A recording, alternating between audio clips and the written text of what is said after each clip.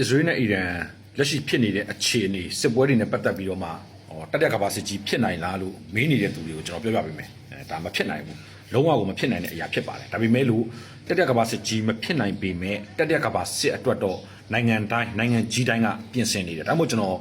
လွန်ခဲ့တဲ့ကျွန်တော်9ရက်နေ့ရှင်းနေတာကျွန်တော်သတင်းတင်ခဲ့တဲ့အရာကိုမှတ်မိမှတင်တယ်အမေရိကန်နဲ့ဒေါ်နယ်ထရန့်ရဲ့ခြေလှမ်းဆိုပြီးကျွန်တော်တင်ခဲ့တယ်ဗျအဲ့ဒီအချိန်တုန်းကလည်းဒေါ်နယ်ထရန့်ကနိုင်ငံပေါင်း12နိုင်ငံအားလုံးပေါင်း19နိုင်ငံကိုသူကပြည်ဝင်ခွင့်ပိတ်ပင်ပလိုက်တယ်ပိတ်ပင်ပြီးတော့မှသတင်းတွေကိုသူကလှည့်ဖျားနေတယ်သူကဒီကျွန်တော်ပြောတယ်လေဒီပြည်ဝင်ခွင့်ပိတ်ပင်ခဲ့တဲ့အရာကြီးကိုကျွန်တော်အရင်ခန်းစားမနေနဲ့ဒီဟာကြီးကဒေါ်နယ်ထရန့်ရဲ့လှည့်ကွက်ပဲဖြစ်တယ်ပြီးတော့သူကအဲ့ဒီအချိန်မတိုင်မီမှာပင်လေသူပြောထားတဲ့အရာကသူ့ရဲ့မွေးနေ့နဲ့အမေရိကန်တက်မတော်ကြီးရဲ့နှစ်ပေါင်း250ပြည့်မွေးနေ့ကိုပေါင်းပြီးလုပ်မယ်ဆိုပြီးတော့မှသူကပြောတယ်အမေရိကန်သတင်းဌာနတွေကလည်းဒီအရာကြီးကိုမကျေနပ်ဘူးဆိုပြီးတော့အကျေတုံးဖော်ပြခဲ့တယ်။ဘာဖြစ်လို့ဆိုလို့ရှိရင်ဒါကြီးကဒေါ်လာပေါင်းများစွာကုန်ကြမဲ့အရေးကိုဒေါ်နယ်ထရန့်ကဖြုံးတီးနေတဲ့အာဏာရှင်ဆန်တယ်ဆိုပြီးတော့မှမဟုတ်ကသတင်းတွေနဲ့လွှင့်ပြီးတော့မှကဘာကြီးကိုဖြန့်ခဲ့တယ်ဗျ။ဒါကအမေရိကန်ရဲ့လုပ်ရက်အမေရိကန်ရဲ့လုပ်ရက်နဲ့အစ္စရေးလုပ်ရက်ကတစ်ထပ်ထဲကြတယ်။ဘာလို့တစ်ထပ်ထဲကြဆိုရင်အမေရိကန်နဲ့အစ္စရေးနဲ့ကတားဖားလို့လည်းပြောလို့ရတယ်ညီကိုလို့လည်းပြောလို့ရတယ်မိတ်ဆွေလို့လည်းပြောလို့ရတယ်သူတို့ဒီကတစိတ်တစ်ပိုင်းထဲတဝမ်းထဲလို့လည်းသူတို့ပြောလို့ရတယ်ဗျအဲ့ဒီလိုပဲအစ္စရေးနဲ့အမေရိကန်နဲ့အဲ့လိုဖြစ်တယ်လို့အစ္စရေးနဲ့ပြင်သစ်အစ္စရေးနဲ့ဂျာမနီအစ္စရေးနဲ့အင်္ဂလန်ကဒီလိုပဲဒါပေမဲ့အင်္ဂလန်တို့ပြင်သစ်တို့ဂျာမနီတို့ကကြတော့အမေရိကန်တို့အတန်မထွက်ပဲနဲ့အတန်တိတ်ညီကိုတွေသူတို့ကအတန်တိတ်မိတ်ဆွေတွေဖြစ်တယ်အဲ့ဒါကိုကျွန်တော်တို့တိဖို့အတွက်လိုအပ်တယ်အဲ့တော့အစ္စရေးဘာပဲလုပ်ဘာပဲဖြစ်အနောက်ကနေပြီးတော့ပန့်ပိုးပေးမဲ့ညီကိုတွေမိတ်ဆွေတွေအများကြီးရှိတယ်ဗျအဲ့ဒီလူတွေကဒီခုကျွန်တော်ပြောပြပေးတဲ့အမေရိကန်တို့ပြင်သစ်တို့အင်္ဂလန်တို့ဂျာမနီတို့ဖြစ်တယ်ကဲကျွန်တော်ပြောပြမယ်အခုကျွန်တော်တို့အာယုံစိုက်တာကအစ္စရေးနဲ့အမေရိကန်ကိုပဲအာယုံစိုက်နေတာတစ်ဖက်မှာကြည့်မယ်ဆိုလို့ရှိရင်အင်္ဂလန်တို့ပြင်သစ်တို့ဂျာမနီတို့ကိုလည်းထိန်ချန်ထားလို့မရဒီလူတွေကနေနေရမဟုတ်ဗျဒီလူတွေက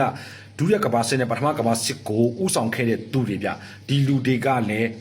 းတကယ်ကိုကြီးမားတဲ့လူတွေဆိုတာကရုရှားတို့တရုတ်တို့ကကောင်းကောင်းသိတယ်ဗျဒါကြောင့်မလို့ Israel လုတ်တဲ့အရာတွေကိုတကဘာစစ်ကြီးကိုဥတီသွားရလောက်အောင်မိုက်ကန်ရုရှားတို့တရုတ်တို့ကစိုးဖြတ်မှာမဟုတ်ဘူးဒါပေမဲ့လို့ပထမကဘာစစ်နဲ့ဒုတိယကဘာစစ်ကိုသင်ခန်းစာယူပြီးသူတို့အဲ့လိုကြည့်ပြီးမဲ့လေတတိယကဘာစစ်အတွက်တော့နိုင်ငံကြီးတိုင်းကပြင်ဆင်တယ်အဲ့တော့တတိယကဘာစစ်ကြီးဖြစ်သွားနိုင်လားဆိုတော့မဖြစ်သွားနိုင်ဘူးဒါပေမဲ့ပြင်ဆင်မှုတော့နိုင်ငံကြီးတိုင်းမှာရှိတယ်ဒါမှမဟုတ်ဒေါ်နယ်ထရန့်ကပြင်ဆင်တယ်ကဲဟုတ်ပြီကျွန်တော်ခုနကတော့ပြောတယ်အစ္စရေးကအီရန်ကိုတိုက်မဲ့အရေးကိုအမေရိကန်ကကြိုတိလားမတိလားကြိုတိတာပေါ့ဒါပေမဲ့လို့အစ္စရေးကဒီလောက်ကြီးမိုက်ကန်လှုပ်လိုက်မဲ့လို့တော့အမေရိကန်တိတိကျကျတာမသိတာဒါကသူကြိုသိပြီးသားဒါမှမဟုတ်သူတို့ကလှည့်ကွက်တွေတုံးပြီးတော့မှသတင်းအတူရောင်တွေဖြန့်နေအမေရိကန်ပြည်သူတွေကအမေရိကန်စစ်တပ်ကဒေါ်နယ်ထရန့်ကိုမကျေနပ်တာတွေကိုရှောက်ပြီးတော့ဖြန့်နေဗျသတင်းဖြန့်အမေရိကန်ဒေါ်နယ်ထရန့်ကြီးကဒီမွေးနေ့လုံးမဲ့အရာကြီးကိုအကျယ်တဝင့်နေတင်ပြဒါက1950ခုနှစ်ကအီဂျစ်ကိုအစ္စရေးတိုက်မဲ့အချိန်တုန်းကလှည့်ကွက်ပုံစံမျိုးပဲအီဂျစ်ကိုအစ္စရေးတိုက်မဲ့အချိန်တုန်းကလည်းအစ္စရေးကအီဂျစ်ကိုမတိုက်မဲ့ပုံစံမျိုးနဲ့အစ္စရေးစစ်သားတွေပါတီပွဲတွေကျင်းပနေတာခွင့်ရရှေယူတာတွေပြီးတော့အမေရိကန်နေနဲ့စီးပွားရေးလုပ်မဲ့အရာတွေဒါတွေကိုမဟုတ်ကတွေတို့သတင်းတွေလွှင့်နေဗျလွှင့်ပြီးတော့မှအချိန်မှာအီဂျစ်ကနေပြီးတော့မှသူတို့မလာနိုင်ဘူးလို့ထင်တဲ့အချိန်မှာလာပြီးဘုံကျဲသွားတယ်အခုလည်းအဲ့လိုပဲအစ္စရေးကအီရန်ကိုတိုက်မဲ့အချိန်မှာမဟုတ်ကသတင်းတွေလွှင့်ပြီးတော့မှလှုပ်သွားတယ်ကဲဟုတ်ပြီအခုအစ္စရေးနဲ့အမေရိကန်တိုက်နေအစ္စရေးနဲ့အီရန်တိုက်နေတဲ့ပွဲမှာဘယ်သူနိုင်လဲဘယ်သူမနိုင်ဘူးလဲဆိုတဲ့အရာဘယ်သူကအားတာနေလဲဘယ်သူကအားနည်းနေလဲဆိုတဲ့အရာကိုကျွန်တော်အကျယ်တဝင့်မရှင်းပြတော့ဘာလို့မရှင်းပြလဲဆိုရင်ကျွန်တော်ကအစ္စရေးဘက်ကရှင်းပြရင်အီရန်ထောက်ခံတဲ့သူတွေကမချိနေဘူးဗျအီရန်ဘက်ကရှင်းပြရင်အစ္စရေးထောက်ခံတဲ့လူကမချိနေဘူးအဲ့တော့ဘယ်သူ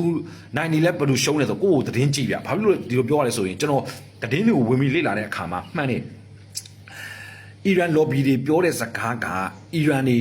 နိုင်နေတယ်ဆိုတဲ့စကားကိုသူတို့ကအခြေခံပြီးသူတို့ပြောသူတို့ကိုယ်တိုင်ပါဇက်ကလည်းပြောတယ်ငါတို့ကတဲ့အ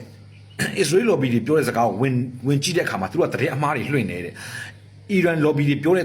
သတင်းအမှားအမှန်သူတို့ကိုယ်တိုင်လည်းပြောတယ်ဗျအဲ့သူတို့သတင်းတွေကြောင့်ဝင်ကြည့်တဲ့အခါအဲ့ဒီလိုပဲ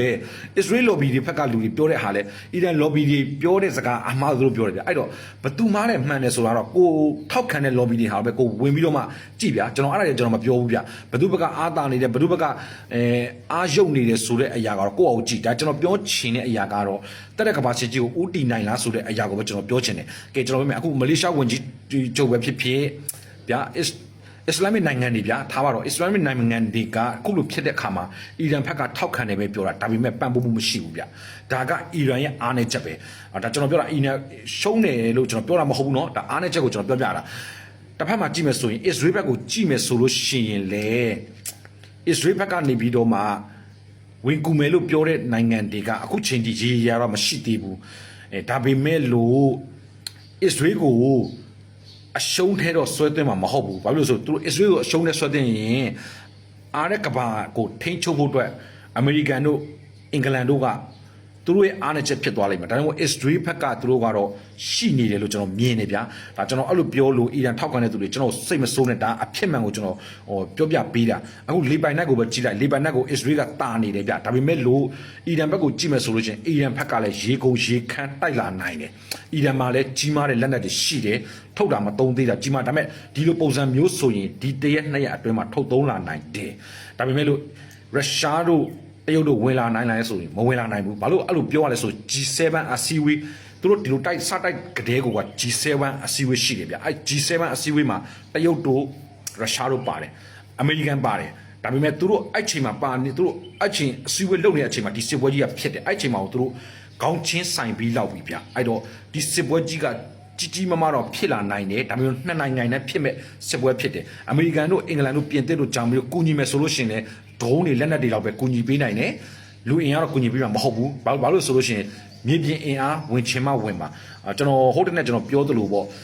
အီရန်နိုင်ငံထဲမှာရှိနေတဲ့ကွဲပြားနေတဲ့အဖွဲ့အစည်းတွေကိုပဲသူတို့ကလက်နက်တပ်ဆင်ပေးယုံဖြစ်နိုင်တယ်ဒါကျွန်တော်ပြောတဲ့အရာမယုံကြည်အားမှာကျွန်တော်အမှန်ကန်ပြောတာဒါပေမဲ့အခုချိန်မှာတော့ဘယ်သူနိုင်လဲဘယ်သူရှုံးလဲဆိုတာပြောပြခက်ခဲတယ်ဘယ်သူဘက်ကမှကျွန်တော်လိုက်ပြီးတော့မပြောဘူး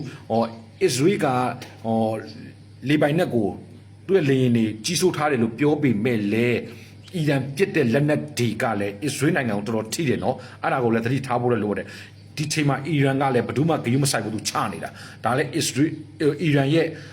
အာသာချက်လို့ပဲပြောမလားခါမီနီရဲ့ဆုံးဖြတ်ချက်တွေမှန်ကန်တယ်လို့ပဲပြောမလားမသိဘူးတောင်းတန်းဆိုအစ္စရေးတလောက်တိုက်လို့ရှင်ရင်အညံ့ခံလောက်တယ်ဗျဒါပေမဲ့သူကအညံ့မခံဘူးသူကတလောက်ငါလည်းလုံနိုင်တယ်ဆိုတဲ့အရာသူလည်း